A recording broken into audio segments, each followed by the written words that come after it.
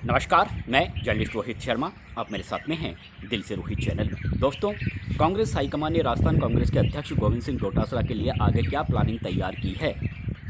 क्या रणनीति तैयार की है गोविंद सिंह डोटासरा के बारे में, क्योंकि काफ़ी कद्दावर नेता हैं, राजस्थान कांग्रेस के अध्यक्ष हैं, इसका मैं आगे खुलासा करूंगा। लेकिन इससे पहले कुछ महत्वपूर्ण जानकारियां मैं आप तक देना चाहूँगा। उसमें सबसे बड़ी खबर तो ये है कि जयपुर पुलिस कंट्रोल रूम ने बीती देर रात 12:45 और 12:55 पर 2 बार फ़ोन कॉल आए और इस फ़ोन कॉल में फ़ोनकर्ता ने राजस्थान के मुख्यमंत्री भजनलाल शर्मा को जान से मारने की धमकी दी है। पुलिस ने इस मामले का खुलासा कर दिया है, फ़ोनकर्ता तक पहुंच गई है। फ़ोन करने वाला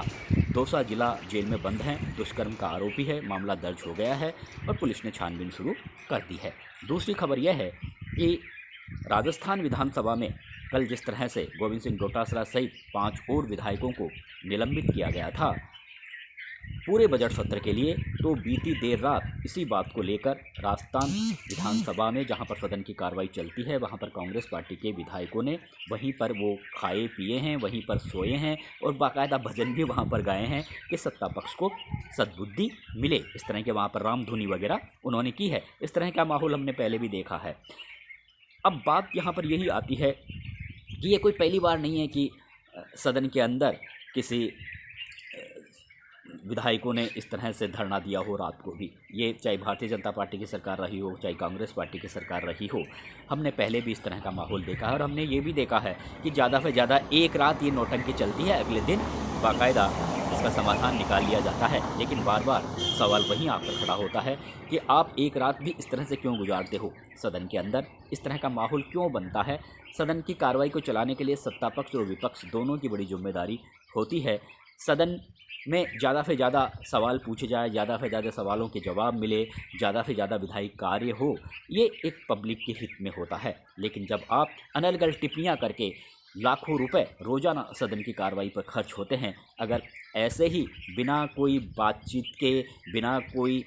ठीक तरह से कार्रवाई के अनर्गल विषयों को लेकर इस तरह से हो हल्ला हंगामा शोर शराबा धरना चलता रहेगा, तो ये एक तरीके से ये तो राजस्थान के लोगों की मेहनत की कमाई को अगर इस तरह से जनप्रतिनिधि ही अगर इस तरह से बट्टा लगाएंगे तो फिर राजस्थान की पब्लिक को तो बुरा लगेगा ही, क्योंकि सदन चलाने की जिम्मेदारी सत्ता पक्ष और विपक्ष दोनों की होती है। सबसे बड़ी बात, अविनाश गहलोत को अब सरकार के जिम्मेदार मंत्री हैं, जब वो जवाब दे रहे थे उन्हें ऐसा जिस तरह से तंज कसते हुए उन्होंने इंदिरा गांधी के लिए दादी शब्द का इस्तेमाल किया, तो जाहिर सी बात है कांग्रेस पार्टियों के विधायकों को बुरा लगेगा। अभी आपने दादी कहा, हो सकता है कल को कोई बाप कह दे, तो ये इस तरह के जो शब्द हैं वो अंदर तक चुभते हैं, क्योंकि बाप और माँ तो इंसान का एक ही होता है, माता और पिता तो इंसान के एक ही होते हैं, कोई दूसरा कैसे सहन कर लेगा इस तरह के शब्दों को। तो ये हालांकि जोगाराम पटेल कहते हैं कि संसदीय विधायी कार्य में दादी शब्द का कोई ऐसा अशोभनीय शब्द नहीं है, लेकिन जिस तरह से अविनाश गहलोत ने एक तंज कसते हुए इंगित करते हुए कांग्रेस विधायकों की ओर इस तरह के शब्दों का इस्तेमाल किया, तो फिर हंगामा भी होगा, शोर शराबा भी होगा। और उसके बाद में जिस तरह से कांग्रेस विधायकों ने जो माहौल वहाँ पर बनाया वो भी ठीक नहीं है। और बड़ी बात यह है कि अगर कांग्रेस विधायक दल की ओर से अगर इस तरह की मांग की जाती है कि आप दादी शब्द को हटा दीजिए, तो हटा देना चाहिए, इसमें दिक्कत कहाँ आ रही है। लेकिन ईगो की वजह से, और हर कोई ये चाहता है कि जब कल का सुबह का अखबार हो तो हेडलाइंस और फर्स्ट पेज पर वो ही छाए, उसी का नाम छाए, प्रिंट मीडिया में, इलेक्ट्रॉनिक मीडिया में आखिर मैं ही चर्चा का विषय बना रहूं। तो ये कहीं ना कहीं ये इस तरह की घटनाएं राजस्थान में जो युवा वर्ग है वो ज़्यादा से ज़्यादा इस तरह की घटनाओं को ज़्यादा मायना नहीं रखता और इस तरह की खबरों को कोई खड़ता भी नहीं है। इसलिए इस दिशा में राजस्थान विधानसभा में बैठने वाले प्रत्येक सदस्य को ये सोचना होगा कि विधायी कार्य ठीक तरीके से संपादित हो तो उसको राजस्थान की जनता एक्सेप्ट करेगी, अन्यथा जनता यही सोचेगी कि हमारे खून पसीने की कमाई को जनप्रतिनिधि इस तरह से राजस्थान विधानसभा में बैठकर बट्टा लगा रहे हैं। दोस्तों, अब आता हूं मैं गोविंद सिंह डोटासरा। देखिए, पहले ये माना जा रहा था, अभी कुछ दिनों पहले इस तरह के कुछ हालात बने थे कि गोविंद सिंह डोटासरा को उपचुनावों के बाद में लगातार, और जिस तरह से अन्य राज्यों के स्टेटों के कांग्रेस पार्टी के प्रदेश अध्यक्ष बदले गए, तो ऐसा माना जा रहा था कि गोविंद सिंह डोटासरा को लंबा समय हो गया है राजस्थान में। अब हालांकि उनके कामकाज को लेकर कोई ज़्यादा तकलीफ कांग्रेस हाईकमान को नहीं थी, क्योंकि कांग्रेस हाईकमान जानता है कि राजस्थान कांग्रेस का संचालन करना टेढ़ी खीर है, क्योंकि यहाँ पर जिस तरह से बड़े सीनियर नेताओं के बीच में अभी भी एक गुटबाजी बनी हुई है, अभी भी जिस तरह से तालमेल बैठ नहीं पाया। आप चाहे समझ सकते हो कि अशोक गहलोत और सचिन पायलट के ये जो दो बड़े गुट अभी भी राजस्थान कांग्रेस में हैं, और गाहे बगाए एक दूसरे पर प्रत्यक्ष और अप्रत्यक्ष रूप से तंज भी कसते रहते हैं, कई बार एक मंच पर भी नज़र आते हैं। लेकिन जो एक आपस में जो दिल मिलना चाहिए दोनों गुटों के नेताओं का, वो दिल नहीं मिल पाया है। हालांकि गहलोत खेमे के बहुत से नेता कांग्रेस पार्टी छोड़कर भी जा चुके हैं, लेकिन फिर भी दोनों ही नेता काफ़ी पॉपुलर नेता हैं, अशोक गहलोत भी, सचिन पायलट भी। ऐसी स्थिति में किसी भी पार्टी के प्रदेश अध्यक्ष के लिए पार्टी का संचालन करना काफ़ी टेढ़ी खीर साबित होता है। लेकिन फिर भी गोविंद सिंह डोटासरा ने अब तक जितना हो सका ठीक तरह से पार्टी का संचालन किया। हालांकि ये बात अलग है कि विधानसभा उपचुनाव में पार्टी को जीत नहीं मिल पाई, लेकिन लोकसभा चुनाव में पार्टी को जीत मिली। और इससे पहले भी जो चुनाव हुए उसमें कोई ज़्यादा प्रदर्शन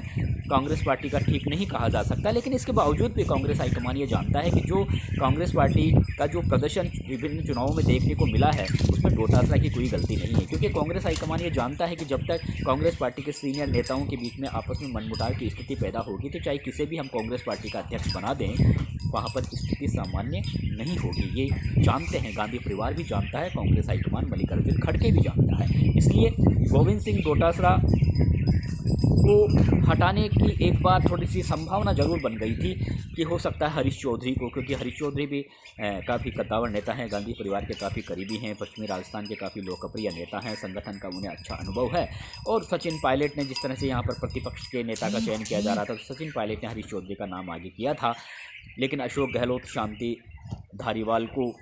बनाना चाहते थे, और उस समय महेंद्रजीत सिंह मालवीय को मनाना चाहते थे। हालांकि मालवीय तो भारतीय जनता पार्टी में आ गई, मैं पहले की बातें बता रहा हूं। लेकिन बाद में टीकाराम जूली को एक बीच का रास्ता निकालकर टीकाराम जूली को प्रतिपक्ष का नेता बना दिया गया। टीकाराम जूली बहुत अच्छी तरह से अपनी भूमिका निभा रहे हैं। इसके बाद में ऐसा माना जा रहा था कि कहीं ना कहीं गोविंद सिंह डोटासरा को हटाकर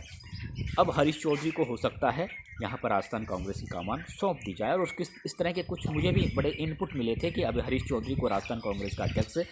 बनाया जाएगा। लेकिन गोविंद सिंह डोटासरा की राजनीतिक कुशलता को और हैसियत को, जो उन्होंने कठिन और विपरीत परिस्थितियों में जो उन्होंने पार्टी को संभाला है, उनका भी पूरा सम्मान करेगी कांग्रेस पार्टी, और उन्हें हो सकता है कांग्रेस पार्टी के केंद्रीय संगठन में किसी बड़े पद पर उन्हें बिठा दिया जाए। इस तरह की संभावना थी, या फिर ऐसा भी कहा जा रहा था कि हो सकता है गोविंद सिंह डोटासरा को नेता प्रतिपक्ष पद दे दिया जाए। लेकिन टीकाराम जूली को हटाना काफ़ी मुश्किल था, क्योंकि अब तक जो भी राजस्थान विधानसभा में जो कार्रवाई हुई है उसमें टीकाराम जूली ने बहुत अच्छा प्रदर्शन किया था।